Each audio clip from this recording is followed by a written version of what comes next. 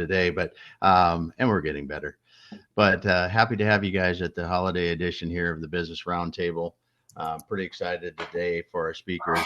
And we're going to be talking about the 7 keys to navigating challenges.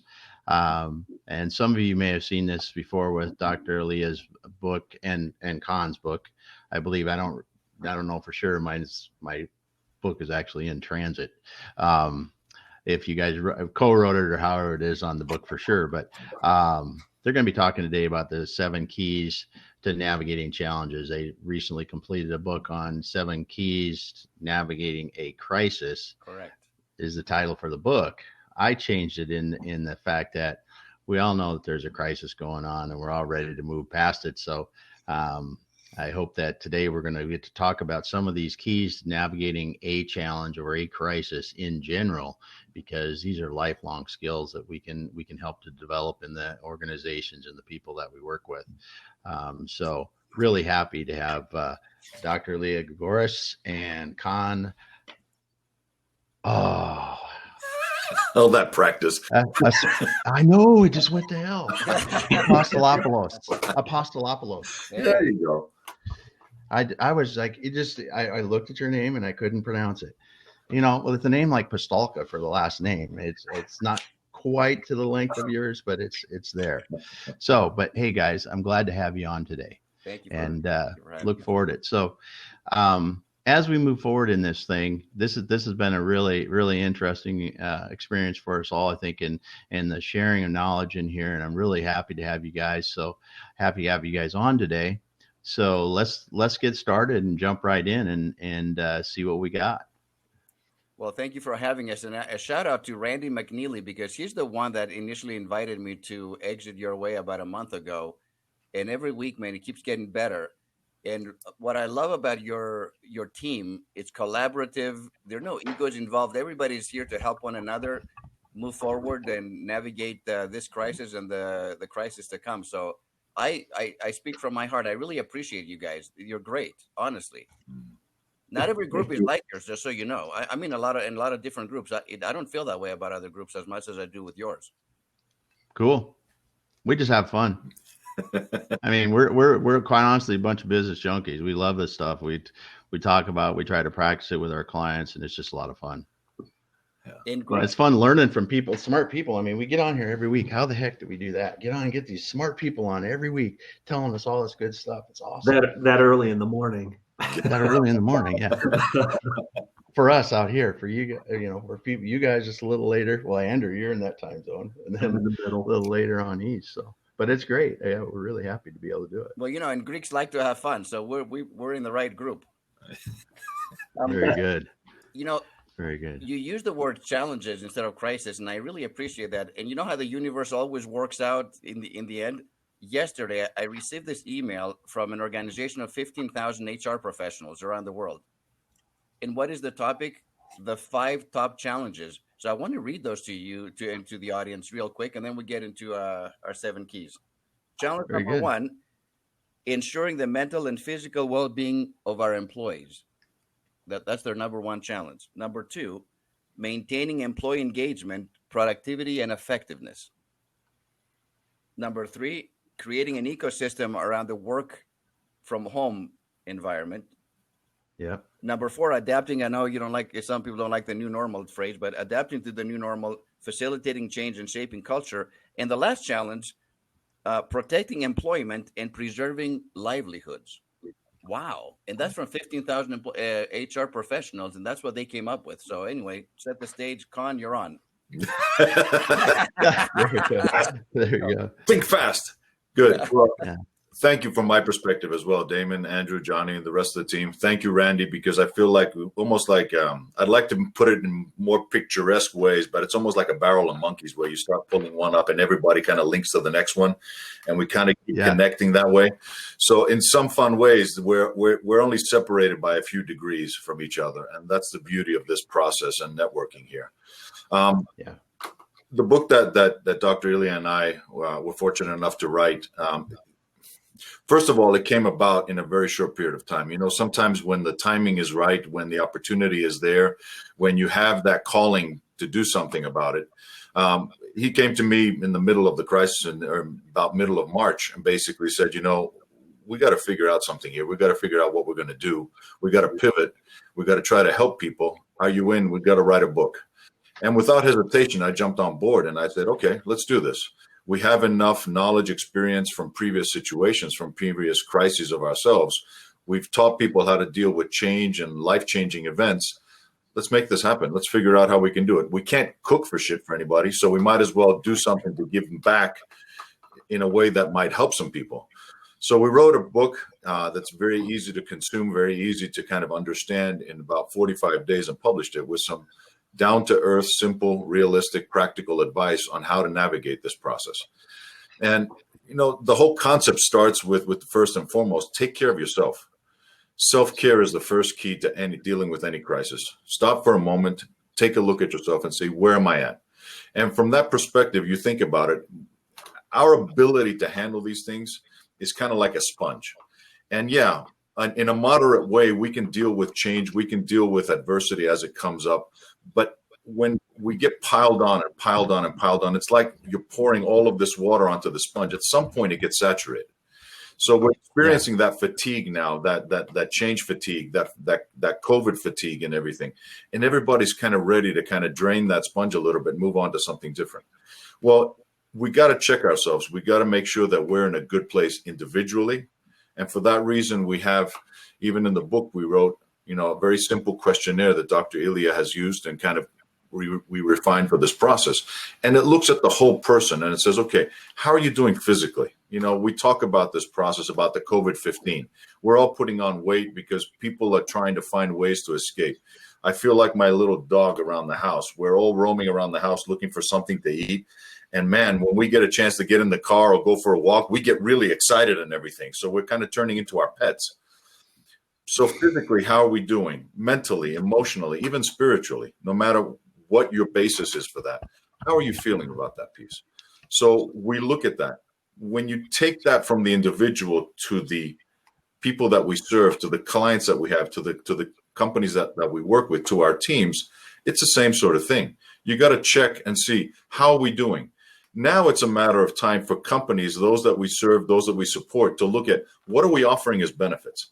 How are we helping our people to self-care? Now is a good time for us to rethink that process a little bit.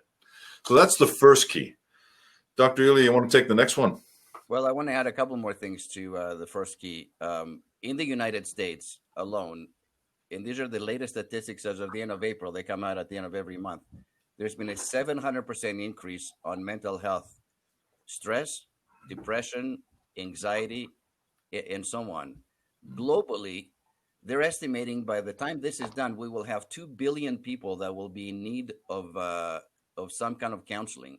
These are, by the way, these are new patients, if you will. They did not have pre-existing conditions. They were not prone to depression, anxiety, and stress.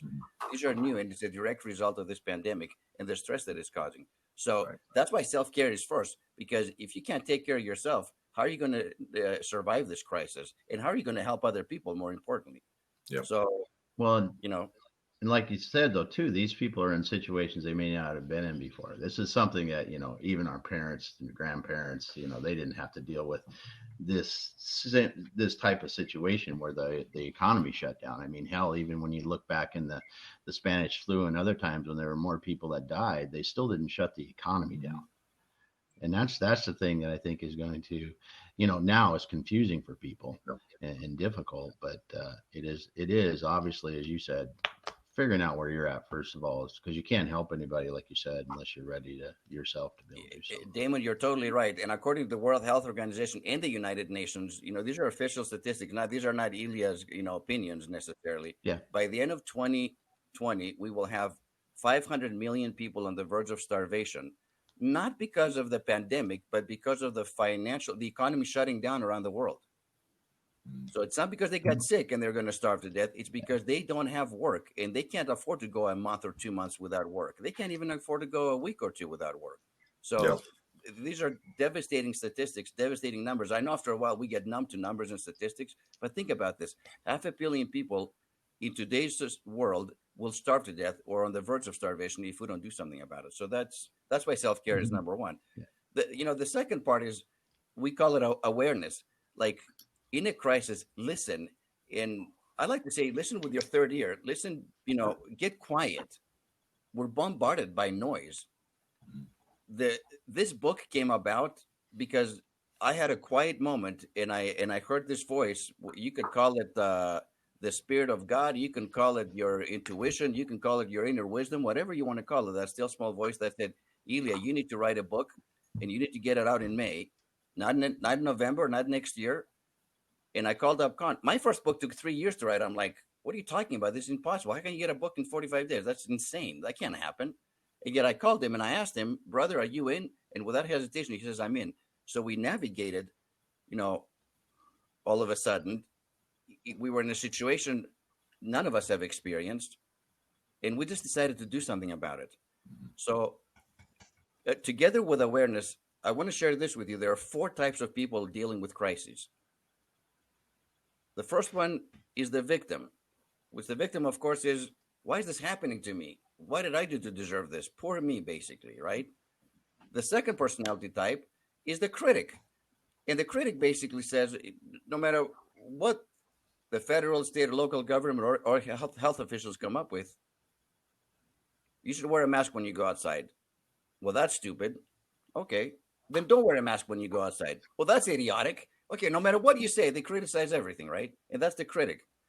The third group is the bystander, which is basically a good person, but the bystander is inundated and overwhelmed by the stress, by the lack of control, and therefore doesn't do anything because it doesn't know what to do. They're so stressed out, they just sit there still and they do nothing. And what all 3 of these personality types have in common is they take no initiative. Now we get to the navigator. And the navigator begins, first of all, with a positive attitude, listens, and basically does what Con and I did. We navigated through this crisis. And the key to these 4 types of personalities is that they all exist within each human being on this planet. We all have all these types inside of ourselves. So I will tell you, when it first hit, I was the bystander at first because all my speaking engagements for the summer got canceled one after another. Within a week, everything disappeared in all my work. And did I feel like a victim? You sure did. Why did this happen to me? And was I critical? And am I critical from time to time towards some things that I hear on social media about this? Yes, absolutely. However, you don't want to stay there. That's the biggest takeaway is don't stay a victim, a critic, or a bystander.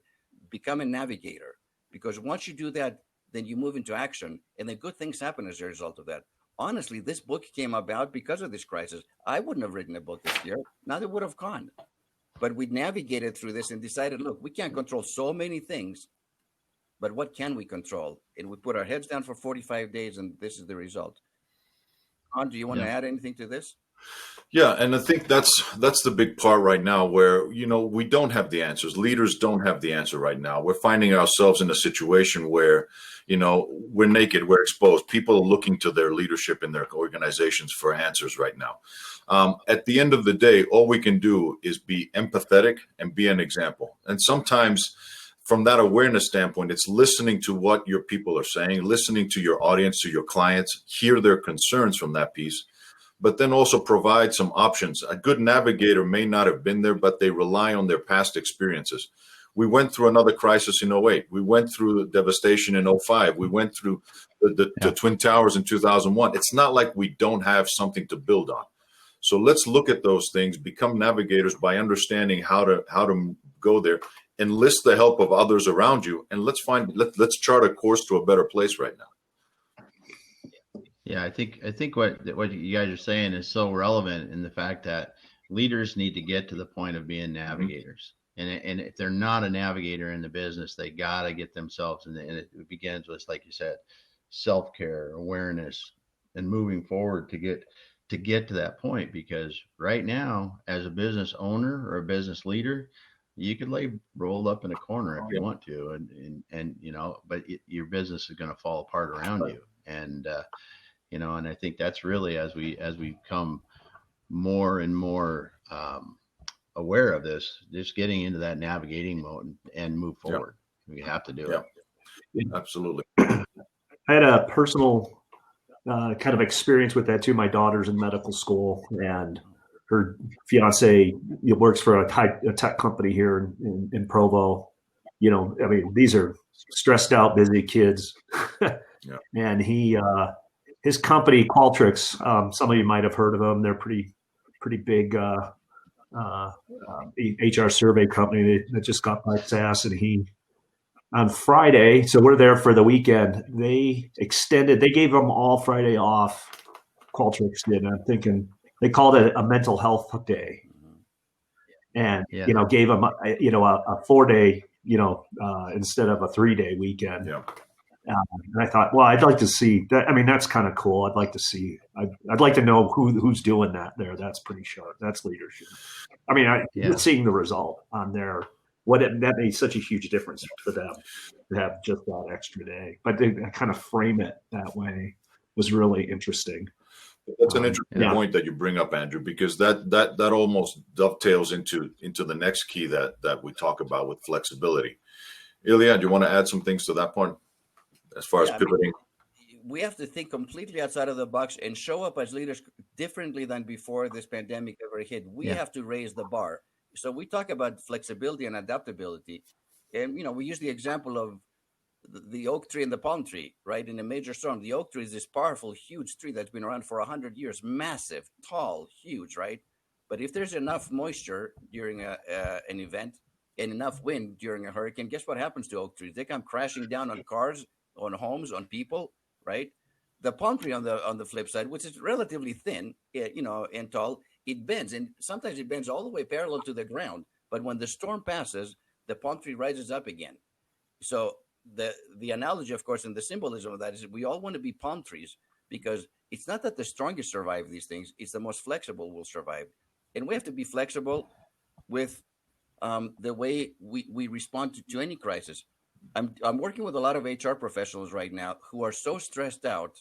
Besides the 5 things the challenges that I shared with you at the beginning, they're getting it from both sides, from the corporate side and from the C-suite. There's a lot of pressure as businesses are opening up again. We have to make up revenue. We're like a month and a half, 2 months behind. We have to catch up, right? So we got to work harder. We got to, push the employees. So that's on that side, because the leaders are scared. On the flip side, you're getting a workforce that's coming back to work traumatized. Maybe they lost someone in their family. Maybe somebody got sick. Maybe they're scared of getting sick and bringing it to their home. Now that maybe they're afraid to even physically go to work. They're not sure if every employee or all their colleagues are going to wear masks like they do. So they have all these things coming in. So they're already coming in scared. And so the number one challenge, the mental and emotional well-being of employees, is primary, while at the same time you have leaders that are pushing. We got to get back to work. We got to work twice as hard. We haven't had any revenue for 50, 60 days. So now they're kind of stuck in between. How do they manage both of that? That's not an easy thing to do. But so that's why I love Andrew's example of in the company in Prova, that they were flexible enough and they thought, you know what? I know we got to make money, but let's give them Friday so they have a 4-day weekend so they can recharge their batteries. That's the kind of leadership that we need. To me, that's kind of fearlessness, and it's risk, I mean, to really sit back and really, and understand they're banking loyalty there. And we don't, I could see it in the reactions, and, coming from where I came from when I did work in corporate, that wasn't happening. Well, Wow. Part of the reason why you see a lot of that stuff and the need to pivot right now, it's forced certain things to come about. More than 20 years ago, when I worked for big corporations, we started looking into the possibility of working remotely. And at the time, I was working for a company that had a whole lot of call centers before the massive offshoring pieces started. So they looked at that as a measure of being more nimble, more flexible, more cost savings from that perspective. The case is there for why companies want to allow people to work remotely. What was missing at the time were 2 main factors. One is trust from management that the employees would actually do the work. The second piece that was missing was the technology. Well, look at what's happened right now in this situation now.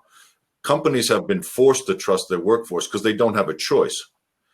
And what they're realizing is that many people, especially the HR people, have had to step in and try to stop people from working as much. I mean, it's one thing when you've got a bunch of young kids and a young family running around and you can't do things, but you've got a lot of, early career professionals, mid-level career professionals that are out there. They don't have anything to do. They're going stir crazy. So they're putting in a lot of hours and they're burning out. And companies now are finding the opportunity to create the technology, to really enhance the technology to be able to make this possible. Look at where we are right now.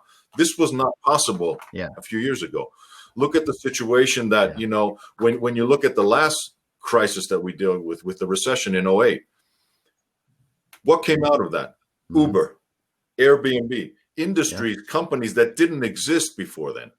So there are opportunities for us to reinvent ourselves individually, but to also reinvent our companies and the way we're doing it. Dr. Elia mentioned, how many of us on this call right now have had the situation where clients have called and canceled events? They've said, you know what, hey, we're going to put it on hold for right now. Maybe we'll do something in the fall. Let's see how this goes. We've had to pivot and reinvent ourselves.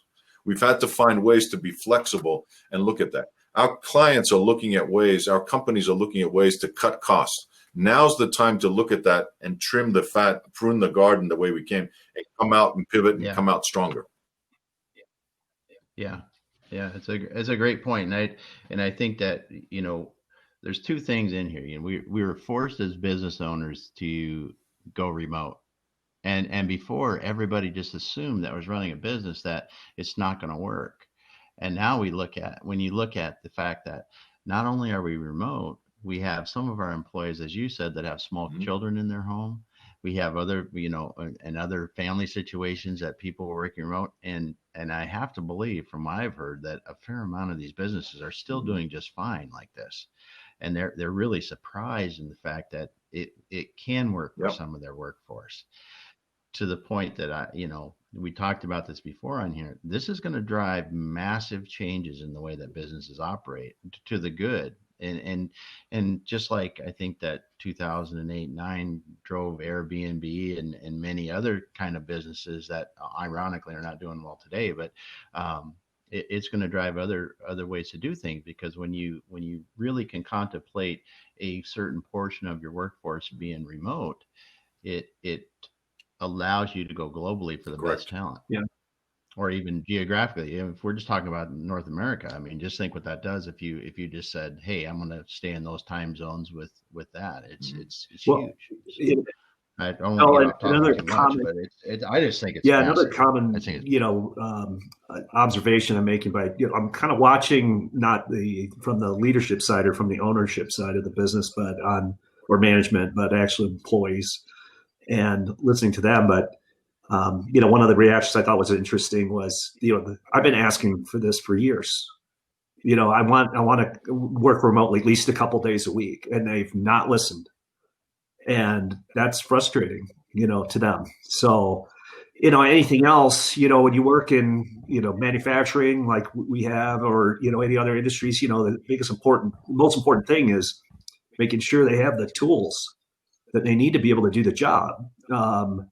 Morale goes down significantly, whether it's the training or the actual tools themselves, and understanding and upgrading when they need to be upgraded. And, working remotely, I think is, those are, I kind of look at the health of the company and go, they're in trouble if their employee took this to get them to listen.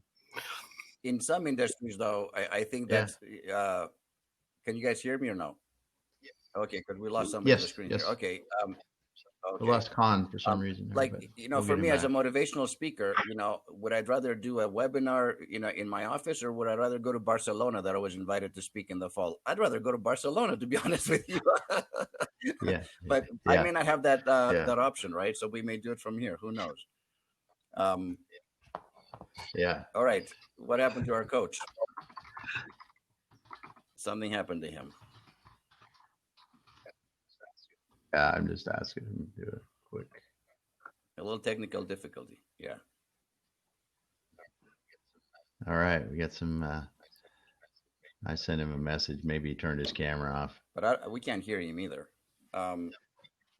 No, if he can message us if he comes back in. But no, so we're we talked about his concept, the trust, and then the technology. I mean, we were forcing the trust. And Khan says he can hear us only. Can you try to get with him, Johnny, and get him back up here? So, yeah, and the trust part, we got forced through that. Now we're in the technology part, and we're looking at platforms like this, or even just Zoom. I mean, look at Zoom and how much that, and Microsoft Teams. I mean, they're battling out now for this, and just to be able to figure out how to do this. So, just one second. Khan can hear us. Just try refreshing your browser, and if that doesn't work, then you may just have to log out and log back in. If you can. Okay. And then go ahead and Johnny, when he gets. Yeah. So right, let's I'll go ahead. And then Dr. he has a couple of keys. I'll do the other. The last one will come back. So yeah. It's on you, Elia. You got to carry it out. Yeah. Well, he's in charge of preparation and initiative, so he's got all that. I'm not. So when he comes back, but after preparation and initiative, the sixth key, of course, is having a positive attitude. And I'm an optimist by nature. I always have been, and we've talked about this once before. There's a big difference between danger and fear. Danger is real. Somebody coughs in your face, you're most likely you're going to be in danger. But fear is not your friend. We do not, as leaders, want to make decisions based on fear, because those are not the best decisions. They're paralyzing. They're destabilizing. Oh, he's coming back. So there we go. We have to have a positive attitude, believing that we will overcome this. Humanity, it may be on one knee right now, but we're going to figure this out, and we're going to have a solution to this. There's no doubt in my mind. Like, I don't want anybody to feel scared. What's going to happen? There might be a second wave in the fall. You know what? Even if there's a third wave next spring, we're still going to overcome this. We're going to find the medication. We're going to find the drugs. We're going to have a vaccine, sometime next year. Relax. It's going to be okay. Yeah. I know it's not pleasant, and all our lives have been impacted, but I'm not giving into this fear. Honestly, I can't live with fear in my heart or in my mind. It might creep in a little bit, and then I dismiss it. I'm like, I'm not giving into this. I don't believe in that. I believe in hope. I believe in collaboration. It's great to see scientists from all over the world working together for this, united against a common foe, common enemy. So you know what? This isn't going to beat us. We're going to beat it. That's it. Yeah. Well, that's great. I think good leadership qualities. I mean, and that's the people now the good leaders. You're beginning to see them in action. Yeah. The ones who take those steps. But again, you got to be fearless and confident and optimistic. But no, I completely agree with you. Anyways, we have a question from the audience. All right. So from Andrew Deutsch, are you finding that now living in an age of misinformation and the misconception that opinions are facts, people are having more difficulties in personal crisis management and more so in their teams? The answer is a definite yes. That's why I only go to sources that I trust, that I trusted before this happened, that are neutral. I'm not to the left. I'm not to the right. I'm like truth. Because both of those sides give you a very skewed perspective. It's almost like propaganda, honestly. Sometimes I have to go to news outside of the United States to get the real truth, to be honest with you. So I've shut out. Part of my self-care is I don't listen to the news. I read some things online, but I really don't want to hear breaking news every 5 minutes. You cannot have breaking news every 5 minutes. That's not reasonable. Breaking news used to be 9/11. Okay, that's breaking news, right? You can't have every hour on the hour at the top of the hour breaking news. That's false. But that feeds into that with the sound and the people talking about it. It feeds into the fear. That's why people have panicked so much. Luckily, a lot of people are saying, you know what? I'm not buying this anymore. I'm not buying this. I'm ready to get back to work, with a mask or without a mask, whatever. I'm ready to get back to work. I'm not buying into this insanity. Yeah. But this is also part of the saturation that we talked about before. And I mean, people are getting fatigued. Now, I mean, the news business is finding that they have a captive audience. And now all of a sudden people are around. Some of them are working, some of them are not, but they're close to computers. They're close to TVs. They're close to all those things. Now, all of a sudden, that 24-hour cycle, they're feasting on this. It's almost like you want to keep this process going. It's like a bad accident you can't take your eyes off of. Yeah. Yeah, and it's it's up to us. It's like anything; we have to control that ourselves. When you look at, I'm reading a book now on atomic habits. It's a great book. It's good, bad, and different. it's good, bad, and different, but if it's just in there now, it's just make your habits, make bad habits hard to do. It's like hide your TV remote or put it, take the batteries out of it. Something stupid like that. Just do that to keep it absolutely off. Yeah. Hey, Con, when you were gone, I have it on. I'm a junkie, but my wife gets mad at me. we're waiting for your preparation and initiative talk. So you're okay, all right. So we're talking about preparation. One of my favorite quotes about preparation is the one that Mike Tyson said. It said, "Everybody's got a plan until they get hit in the face." So this is kind of one of those things where companies thought that they had a risk mitigation plan, or they thought they had a business continuity plan. I think we're finding that plan might have had some holes in it at this point in time. The good thing about being a navigator, though, is about being able to recover from that, really assess where things are, how you're feeling about things, what's happening around you, check the landscape, and rely on those experiences and the experience of the people around you to be able to find a way to make things happen from that piece. Look at the case in point right now. A lot of companies are panicking, and they're in their attempt to cut costs, for example, they're furloughing, laying off a lot of people. Well, guess what? Among those people, there's top talent. 4 months ago, companies were clamoring to find good talent out there. There's a war for talent at the beginning of the year. Now, all of a sudden, companies are unloading that talent like it's major free agency out there. Yeah, and imagine if Major League Baseball, all of a sudden, all the top players became free agents overnight, right? Mm-hmm. Now you have teams, even expansion teams that can go out there and sign those free agents and become a top company like overnight. There's a plethora of people out there looking for work. We have tens of millions of unemployed, and there's a lot of very good employees out there, top talent, that all of a sudden thought, man, my job is secure, and from one day to the next, it's done. Yeah. So you look at that situation right now, and you say, okay, if we're going to prepare, let's learn from the previous situations, the previous challenges that we faced. Let's rely on what did we learn from those. And even now, in the moment to moment, what are we learning? Are we documenting a lot of those things? Personally, am I keeping track of what's happening, what's working, what's not working? As a company, can we consult our clients to document and create institutional knowledge for what's happening right now so they can build on those things and prepare themselves for that next place? So that's the preparation part. But then you need to switch to action, because taking action, taking initiative is one of the most empowering things that we can do. Part of what Dr. Elia and I did is we decided to take action and actually go out there and write a book, something to empower ourselves to take control of the little things that we could. And that's what we encourage everybody to do. Can you go and take a walk? Can you do X, Y, and Z? Something to feel like a sense of accomplishment that you're reclaiming some of that control back for yourself and for the others. Anytime there is a situation like this where we have this many people unemployed, now we have an opportunity to really look at the situation and say, can I retool my workforce? Can I retool my skills? Can I pivot now and take control of that? Now I have the time that I didn't have before to learn that skill. Damon says, I'm reading this book about changing my habits. Great. Part of what we want to be able to do with our workforce, like we said with flexibility, it's not just the strong that will survive, it's the flexible. The wave of the future, this fourth industrial revolution that we're talking about a lot of times, is basically about, can we get to the point where we learn, unlearn, and relearn? We're going to have to get to that point where, as people come back into the workforce, we're going to have to re-onboard them. I think Ben was the one that was talking about that previously. We're going to have to re-onboard, and I agree with him wholeheartedly. That's what we're hearing from our clients. That's what we're hearing from HR professionals. How are we going to reintroduce people that are concerned about coming back into the workforce?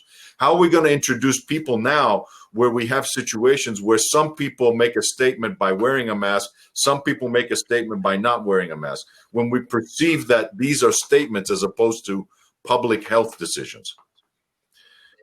Or is it bad manners? Correct. Yeah.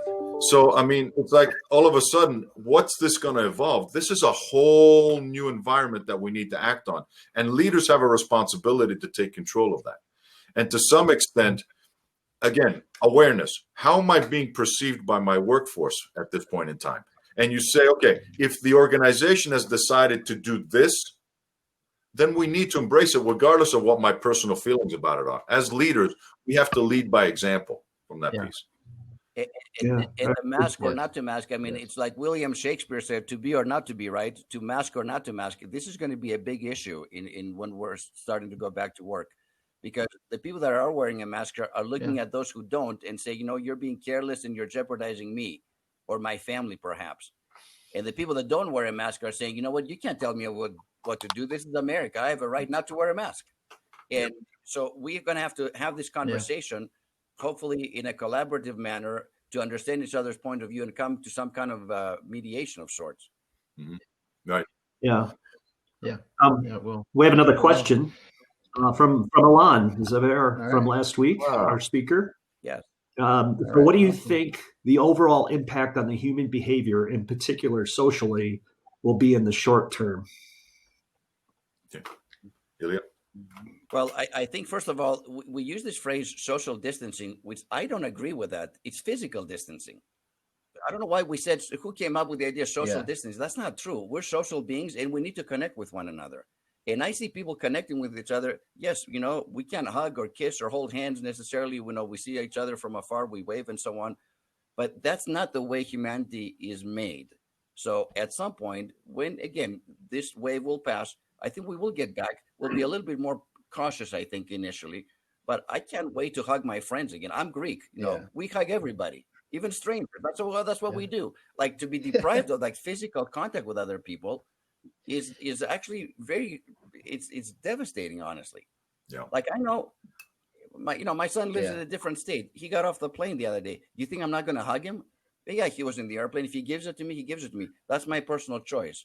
But other people don't feel that way, you know. I've got asthma. I'm like, hey, when this is all over and the restaurants open up, when do you want to go out to dinner? And they're like, I'm not going out to dinner.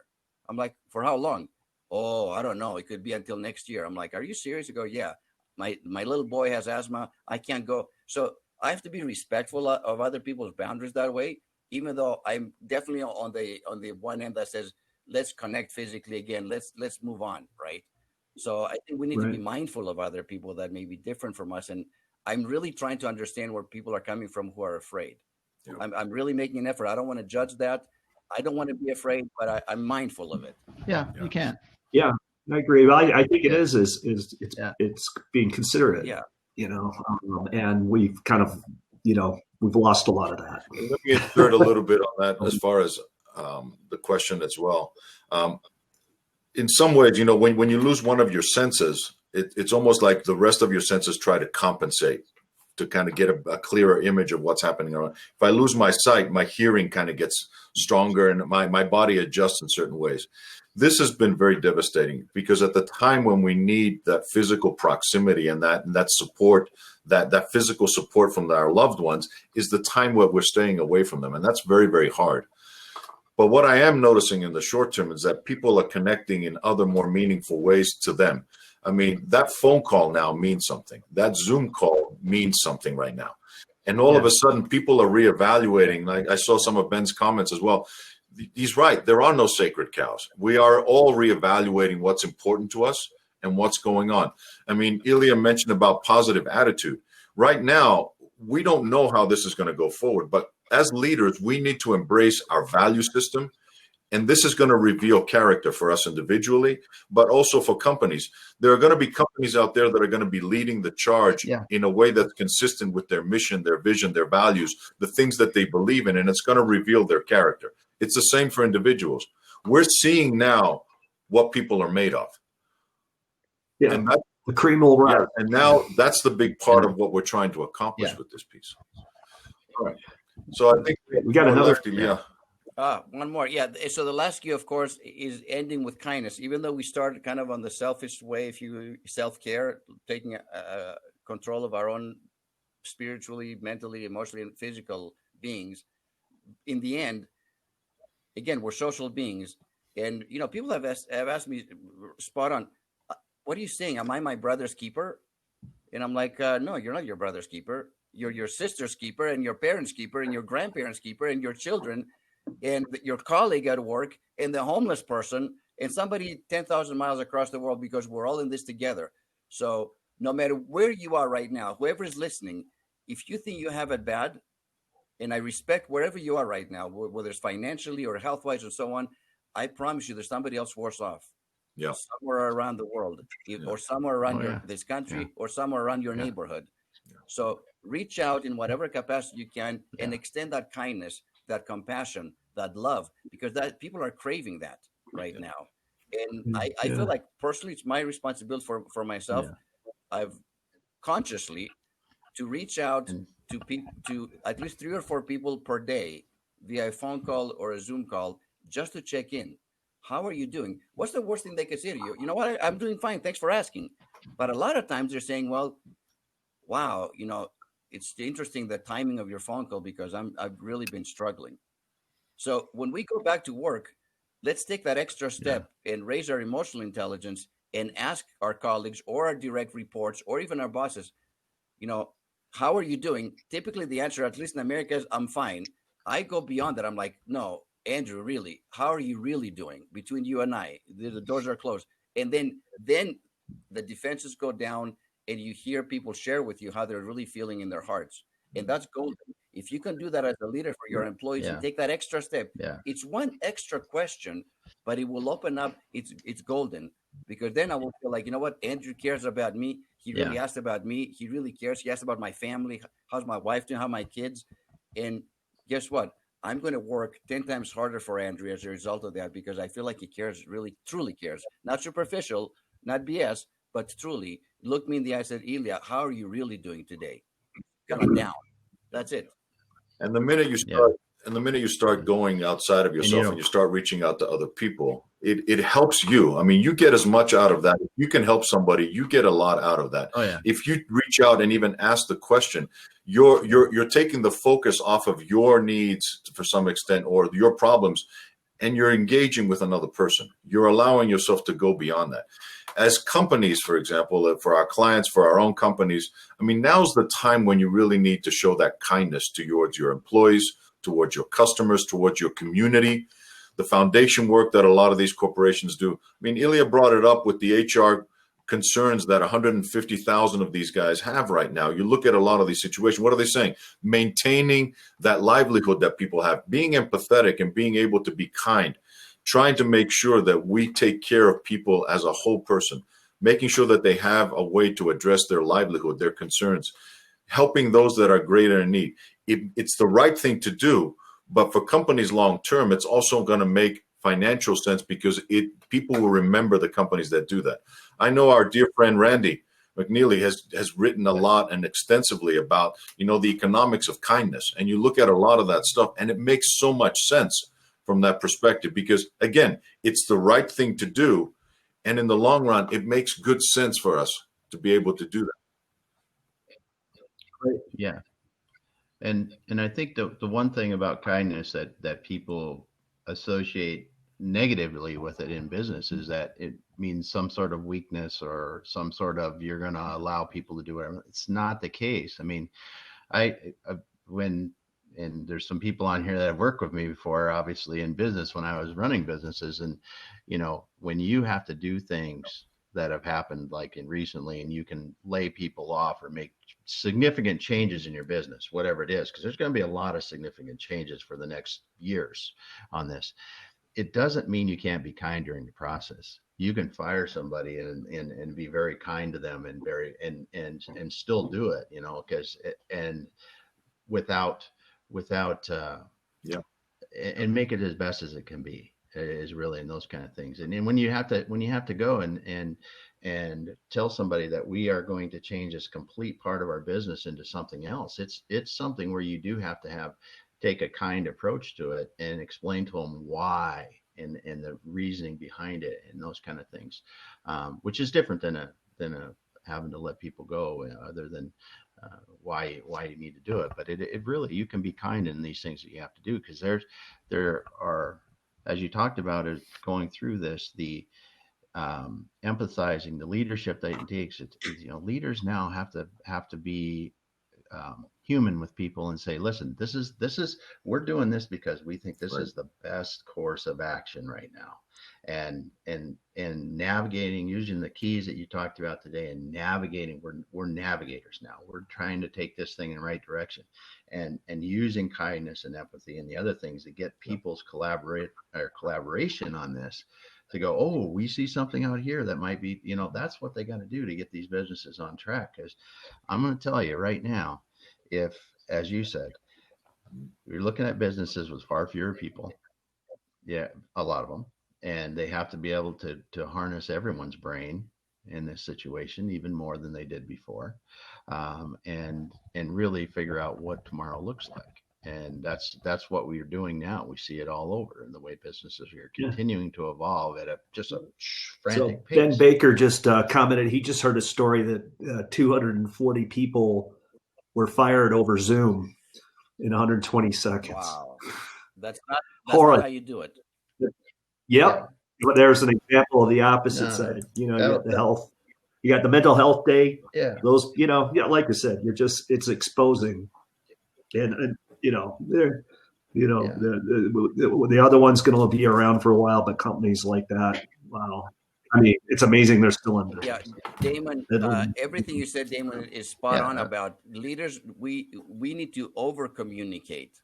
This is the one time you want to communicate to your employees to such a degree that the employees finally said, hey, you know what? I got it. This is the fourth time you told me that. I got it. We need to over communicate why we need to hit the numbers by the 25th of this month, or else, and say, you know what? I need your help. If we have to work twice as hard because I don't want to lay off 25% of my workforce at the end of this month. That's why I need you to work harder. We're a family. We're a team. I don't want to let go of anybody. But, these are the numbers. We need to be much more transparent as leaders. We're behind the 8 ball. We need to be more productive. Yeah. And what can I do as a leader to help you, to help this company become more productive? Because at the end of this month, I may have to make some tough decisions that I do not want to make. I want you and your families to be secure that you will have employment, right? Challenge number 5 right here, protecting employment and preserving livelihoods. There it is, right? There it is. Yeah. Yeah. I mean, and I know people that, are business owners, good ones and good leaders who are going to their employees when PPP came around. They're going to fire everybody over, a Zoom meeting. They're talking to them about how they can, get those funds and use them and how it goes into their pocket, right? Because that was the intention, is keep them around. Yeah. Yeah. But Andrew, to your point, this could be a competitive advantage for a lot of these companies. The way, again, because of that character, if you show that character now as leaders, as a leadership team, as an organization, people will remember that. People value the way that you're evolving going forward. Employees are going to look at, what might have been important to me, last year as far as benefits. Maybe it was, tuition reimbursement or having an extra this. Now, mental health, the ability to be working with a company that treats their people fairly, that is willing to collaborate to carve out this whole thing. A navigator, think about the image of a navigator and that ship. It doesn't operate with one person. There needs a whole crew. You need a first mate. You need a team around you that's going to all pull their weight, do their part to get you through this storm. And that's a big part of that. The whole concept that we talked about today apply to the individual. They apply to organizations, they apply to pandemics, but they also apply to those unique crises that we face ourselves on a personal level or whatever the case might be. Yeah. That is 100%, when we started talking about this and in our preparation for this and talking this week earlier, it really is so apparent that these same type of things that we're talking about now help us through any challenge. And it's great for you to be able to come here and share this and get the discussions we have and around it, because we are at the point now where the leaders got to step up and start navigating. I mean, we're for a lot of companies we're past that point, and I hope that we don't have people that are still on the fence, and I know we will, but it's different. That's the way it is. We just got to put things together and take one step ahead.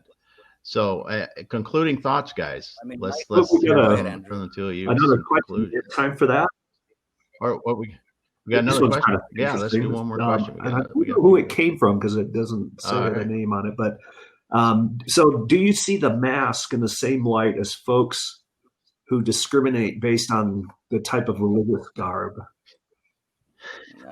No, I think the mask is really more of a fear versus not fear. I mean, it's somebody that feels like, you know what, it's freedom of choice. It comes down to freedom of choice for some people. But, you know, we live in Colorado. We don't have a lot of, symptoms out here, honestly. Colorado's done pretty well. I live, open space. I go for walks. I hardly ever see anybody. I never wear a mask when I go outside. Now, if I go into a store, I will wear a mask out of respect for others, not so much for myself. For me, I'm okay. Yeah. But I don't want to make somebody else feel uncomfortable. So I just think we need to be respectful towards one another, even if we disagree. Yeah. This country is so divided in so many ways, and so is the world. We don't need one more issue to divide us. Yeah. My final thoughts, however, are these. Yeah.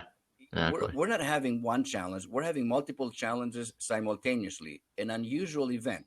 We have a physical challenge with COVID. We have the financial challenge with the economy being shut down for so long. And we have the mental health crisis that results as a result of both of those. So we have at least three. Now, and some other people have other crises on top of that, like going through a separation or a divorce or a sick child that, unrelated to that. So we have to be the stress level across the globe, it's at its highest point in my lifetime. And I think in most people's lifetime, we really have to go back to World War II to have that kind of level of stress. And I'm not comparing, what happened in World War II to now, but the multiple crises that we're facing are real. So, but we're all in this together. Have a positive attitude, be flexible, don't be stubborn. Well, that's the way I've always done things. Well, guess what? Now you have to do them differently. I've had to adjust. You have to adjust. We all have to adjust. But we can navigate this successfully. No question about that. And we will. Mm-hmm. Yeah. And from my perspective, the only thing I want to add on to that is that in the past, as coaches and things like that, we've worked with people on work-life balance. I think the new frontier for us now is work-life integration and being able to see how we work with this in not this new normal, but this next normal. And I think those are the things that we are challenged with right now, because people will no longer be able to separate their work and their life. They realize that it's all part of the same thing. You're right. And I've been talking the work-life integration for years now. Because, as CEOs and businesses and things like that, if you're not integrating it, you're going to drive yourself crazy. And I think this is causing it at all different levels in the business now when you figure these things, and so relevant you guys on today and helping us and explaining some of these things that you did. Awesome to see you guys. Awesome to get to hear more about it.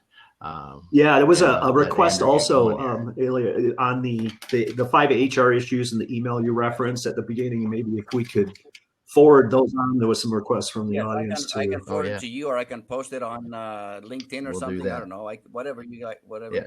I can do both. Yeah, sounds good. Yeah. Okay. Yeah. Go ahead and forward it to me. Post it too, and forward and post, and then I'll make sure it gets out to everyone that's on the group, and then we'll do that as well. Fantastic. Awesome. There we are, top of the hour. Elia, Khan, fantastic, great conversation. The chat session was phenomenal this week because some really good comments in there. Some good referrals on some books to read and some articles. Great stuff. Looking forward to following up on that.